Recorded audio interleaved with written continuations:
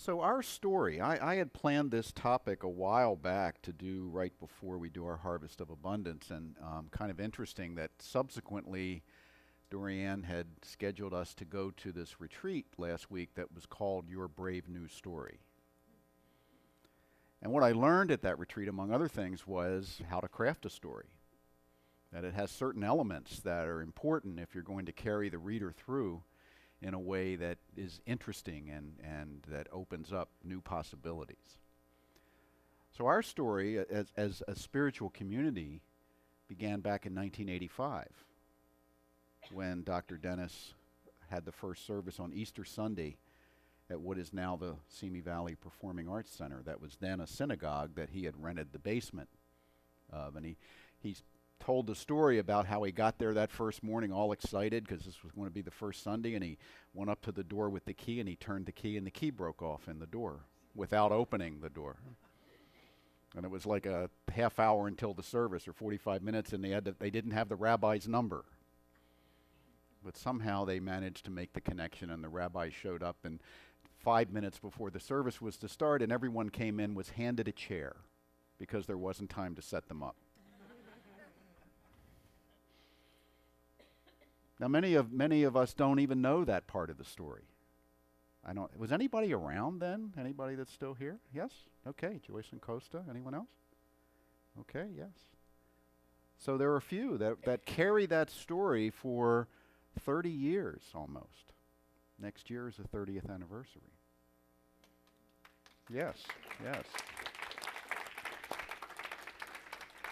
And there have been ups and downs. You know, one of the things that you look for in a good story is something called the disruptor. That the stage is set and then there's something that disrupts the pattern for the protagonist. And you're the protagonist in the story. You as an individual as part of this community. And from time to time there are these disruptive factors that come up. You know, maybe your ex-spouse shows up for a Sunday service. That would be a disruptor probably for many of us. Or a minister leaves. You know, it's happened before and it will happen again.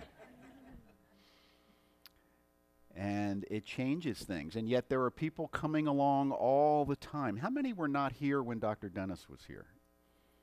See, look around, quite a few hands. Quite a significant portion of the community is relatively new. And we have another significant portion that carries that initial part of the story forward. So there's lots of elements to our story as we go forward. Okay. So Dr. Dennis and Diane. Ministry takes a lot out of you, as you can see. Yeah. That was about the same time, a little couple years before he began the center, and you know, near the end. You drink a lot if you're going to be a minister. But he brought a certain energy and a certain style and a certain ability to teach this teaching that attracted enough people to sustain the work going forward. And then when he retired to go do something else, you know, the community went through a period of reorganization and, you know, all kinds of stuff happening, and you found me after looking under a lot of bushes. You were out, the community was out beating the bushes for a minister that would come here and that you wanted to have. And my story was taking a different trajectory, and then it changed, and here I am. And Dorianne came with me, which was nice too.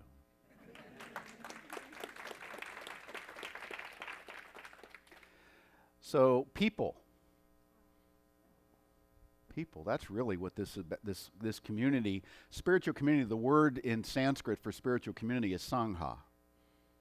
S-A-N-G-H-A. Sangha is people that are together in order to help one another explore their spiritual nature.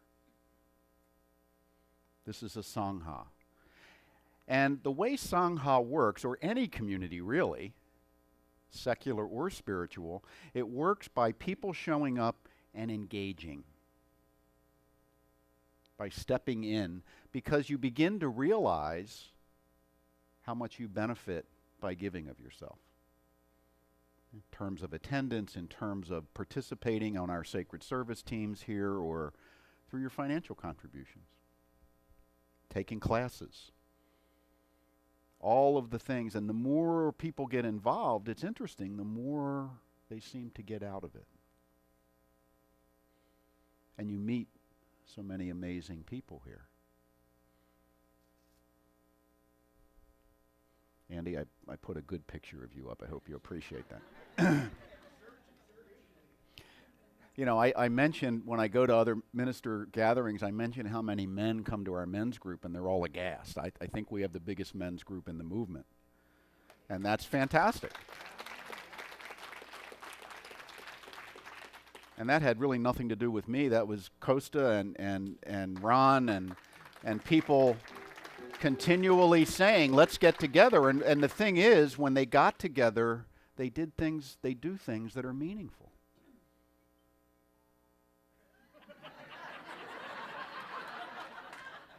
I think an angel just got their wings.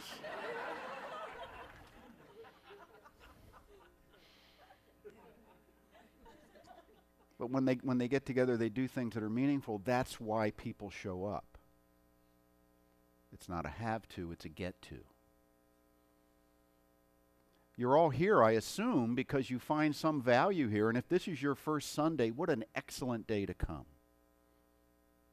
Because there is value here, no matter who is standing up here.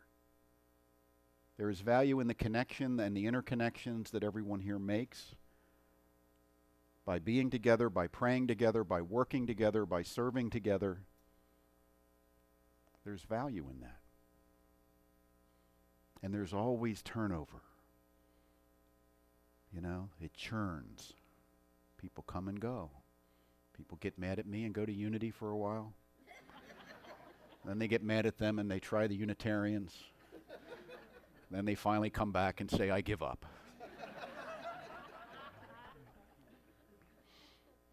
Or they don't. You know. But it's a sense of being together, and the story carries forward on through time as to who we are. Who are we in this community? Who are we not only in this community here, but in the larger community?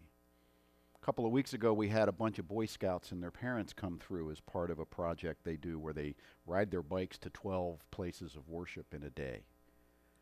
And they came in here, and the most common comment was, we didn't know you were here. Never heard of you. Are you new? I said, no, we've been here 29 years. Really? Huh. So part of our community has been that we're kind of hidden. I've had people say, I tried to find it once, couldn't find it. GPS got me lost because he couldn't be seen from the street. So part of our story was looking for another place a couple of times, one that I was involved in, where Peter DiVincenzo beat the bushes of a commercial real estate situation here in Simi Valley, and we were within 1 hour of signing a lease when the landlord said no. And we had raised a lot of money to get that going, and we offered the people who had given the money to take it back or to put it into a remodel of this building. And the vast majority said no, keep the money, and we remodeled. We tore this place down to the walls. Again, Peter had something to do with that.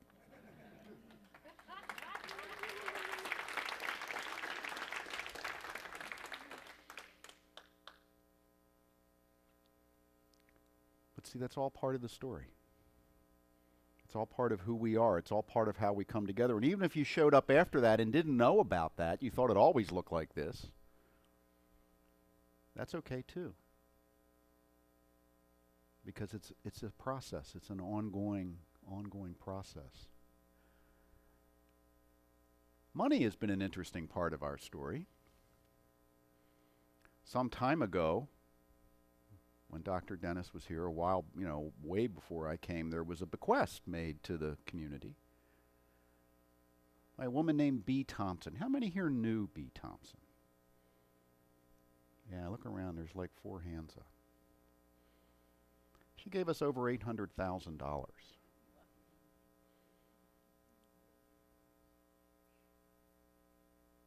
With the intention behind it, although it was not a delineation, it was not a requirement, the intention behind it was that it would be to begin the process of buying our own space. And that just didn't happen. So the money began to be used to meet operational deficits. Operational deficits have been a big part of our story. We celebrate when it goes under 20,000 a year. When I remember the first Sunday I spoke here, we had a little meeting after the service, and I said, we've got to learn to stop living off of our rich aunt. And we've made progress in that direction, but not enough. Edward Vioun, who spoke here last week, I listened to his talks many times on the web, and he was talking about his experience of coming into the teaching. And he began at the North Hollywood Church about 25 or 30 years ago. And he wandered in, and he really just fell in love with the teaching and the people, and he loved it so much. And he said what he would do on Sunday was, when the basket came around, he'd reach into his pocket, and whatever change he had would go into the basket. So we figured he gave about an average of 75 cents a week. And he did this for years. He said, I did it until I got into practitioner class. And in practitioner class at one point, they had a conversation about that. And the minister, his teacher, said, when Edward said what he did, he says, next Sunday, look around and figure out who's paying for you to go to church, because you're not. And he went, and he said, I went that way. I had that reaction, not because I was upset at the person who said it, because I realized that I had been unconscious. I had not been part of the community. And I immediately began to tithe, is what he said. There's a Buddhist saying around money or abundance that says we should give to our spiritual community in order to heal our greed.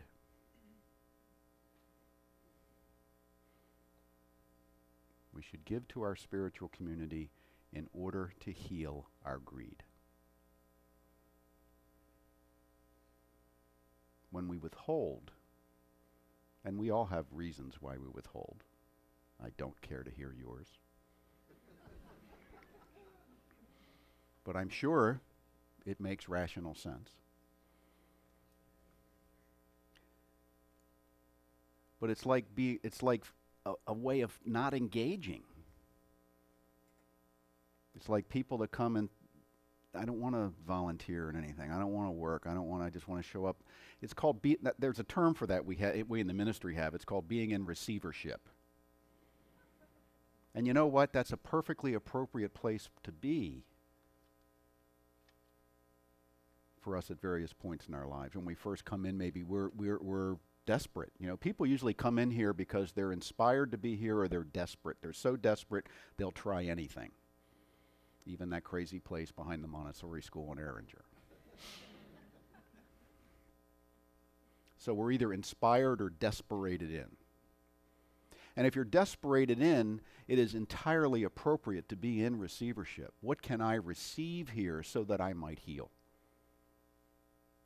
And we're never completely free of that, I would hope. We're always gaining something. We're always getting something. But there's two other steps. Those that come closer into the center of the community with greater engagement move out of receivership into what's called ownership. This is my center. It's not just a place I go, it's my community.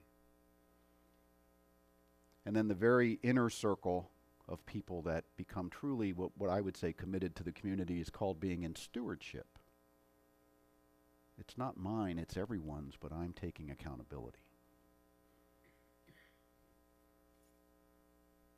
When you have more people in stewardship and ownership, you have a thriving community. The average, by the way, is 80% in receivership and 20% in ownership and stewardship. The 80-20 rule, 80% of the people provide 20% of the support, and 20% of the people provide 80% of the support.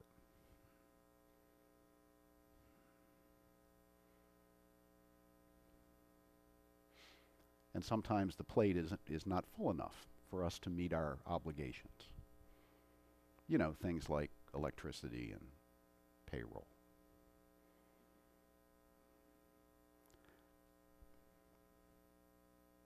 So that's part of our story. It continues to be part of our story. Our deficit is up this year from what it was. It's been going down, down, down, down, and it's kicked up again. And the money's almost gone. The B. Thompson money. We're under 60,000 left. We've been losing over 1,000 a week for quite a while. You do the math. And I don't think it's because people don't want to be supportive. I think it's because we do our own inner calculation and we figure out what we can get away with.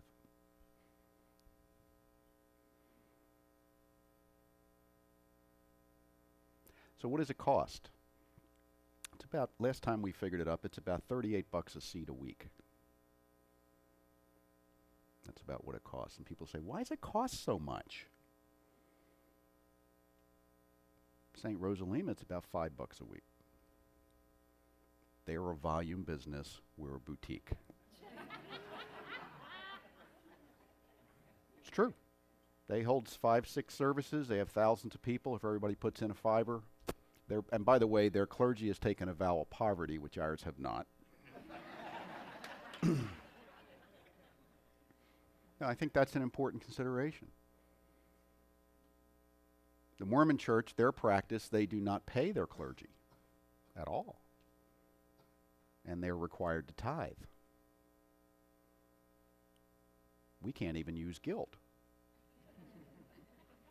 I can count on you to feel guilty, but I can't project guilt. You know what I mean? So we have to figure out, so everybody has to figure out in terms of the way we do community, how do we make everything work?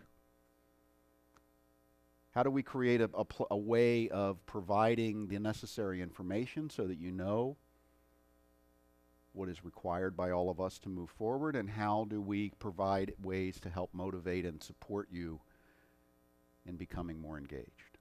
It's all part of the deal.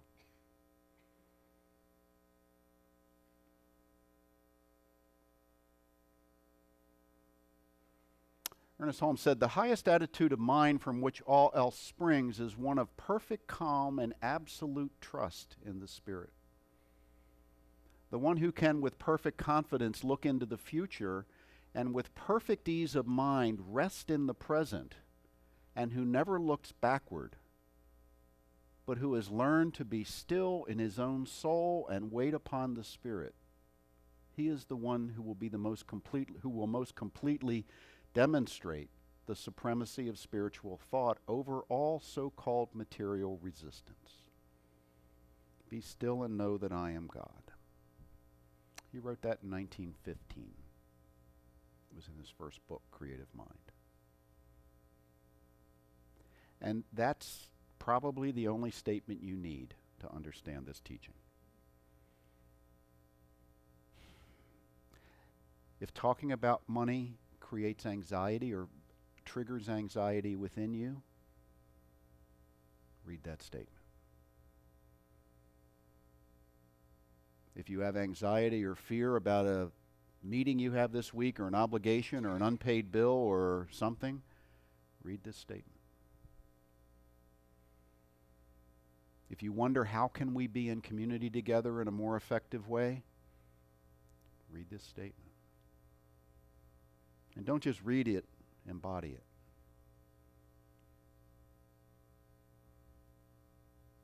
Dr. Tom Costa had a wonderful saying, all is well, even in my hell.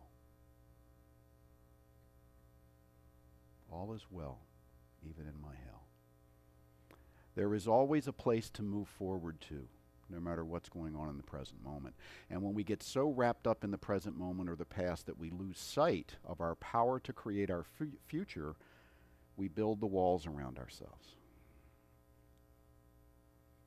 We put ourselves in prison. And we don't even sometimes bother to look for the key to get out. Well, I would suggest that the key is in your heart. It's in your mind. It's in your pocket. It's wherever you would look for a solution. The beauty of this teaching is that it shows you that you already have everything you need. Even though it may not seem like it, when I get the correct perspective, I see the truth. And then I just have to live in that truth. I say just. It's not easy. It's not easy, is it? Sometimes, I realized when I got into this teaching after a couple years, I'd have to really change a lot of my relationships because I was in a poor me subculture of everyone making everyone else at fault for their own troubles and saying the system is against me. Always have an excuse for why their lives didn't work, and it was never because of them.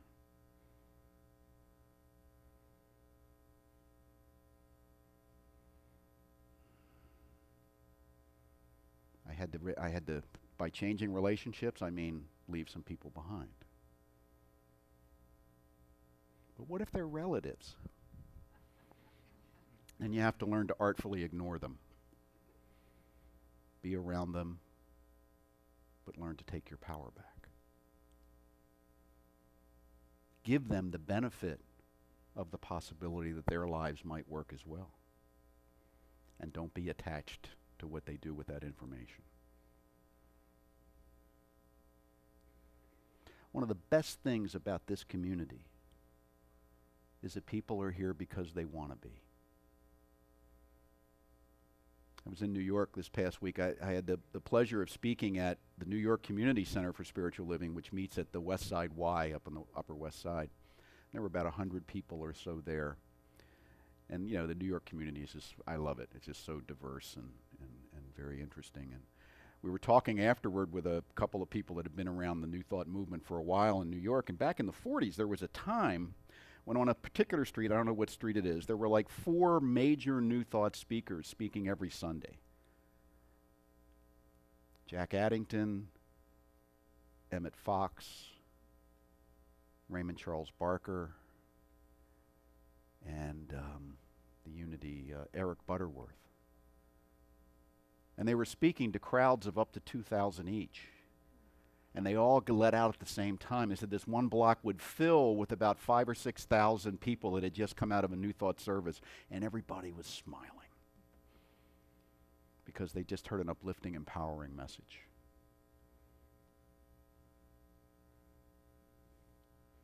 That has dwindled in New York. There's really only one center that's really thriving. Our message is not that new anymore. But on the other hand, I think it takes a level of courage to be in community, to take the time that it takes to really be in community. And a lot of people just aren't willing to do that. They're too busy. They don't want to miss Meet the Press. Football games start later on the East Coast. So being in community does take some courage. And although I may walk in full receivership, what can I get from this place? What can I get? Is there something here for me? Whatever you're seeking, healing or friendship, or you're looking for a date, I don't know.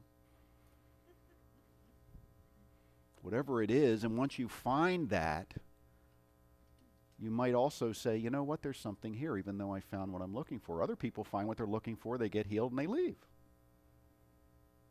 It's okay. I speak to the ones that stay.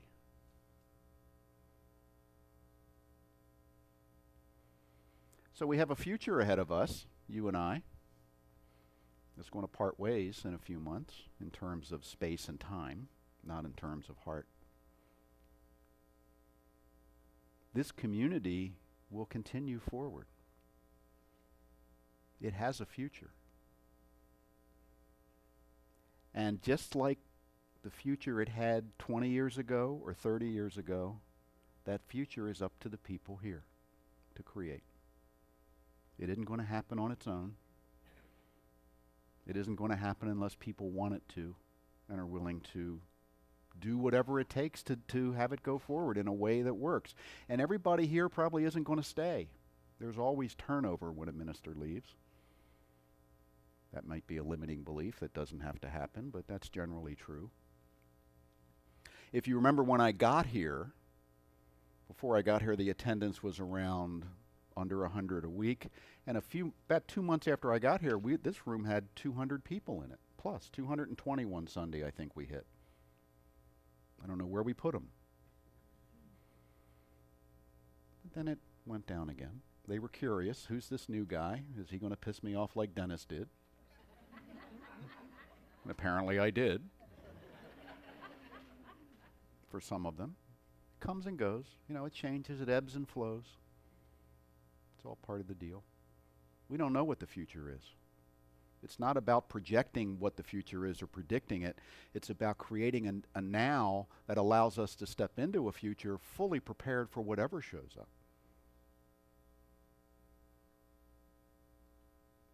This community is going to attract the perfect minister for the consciousness of this community.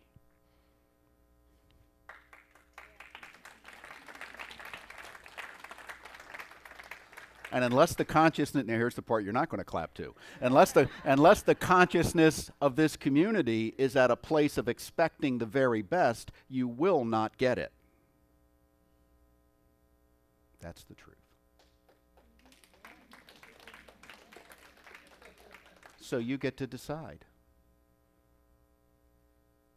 Read the statement again. The highest attitude of mind from which all else springs is one of perfect calm and absolute trust in the Spirit, the one who can with perfect confidence look into the future and with perfect ease of mind rest in the present, and who never looks backward but who has learned to be still in his own soul and wait upon the Spirit. He is the one who will most completely demonstrate the supremacy of spiritual thought over all so-called material resistance. So-called material resistance. There is no material resistance. Material is created out of mind and out of heart and out of spirit. And when mind and heart and spirit are alive, material supports. It does not resist. Be still and know that I am God. Be still and know. We don't just hope for the best around here. We expect it. So, what can I do, you might be saying? How can I help? Well, here's one way. Get a ticket to the Harvest of Abundance, if you haven't already. And show up ready to make a commitment on the Conscious Giving program that will launch that night, as it always does on that event. And if that creates anxiety in your system, go see the practitioner in the practitioner room or come up here for a 1-minute miracle. Get your consciousness clear. Do not live in an unhealed condition regarding money. There's no reason to.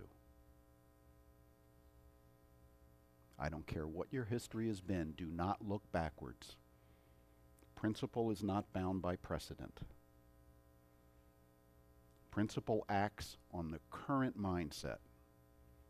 And the current mindset needs to be free of any sense of past failure. And it needs to be in a place of expectation of what is to come. So let's expect the best together. Let's enjoy our time together. Let's come together Friday night and have an amazing celebration of this community. Thank you, and namaste.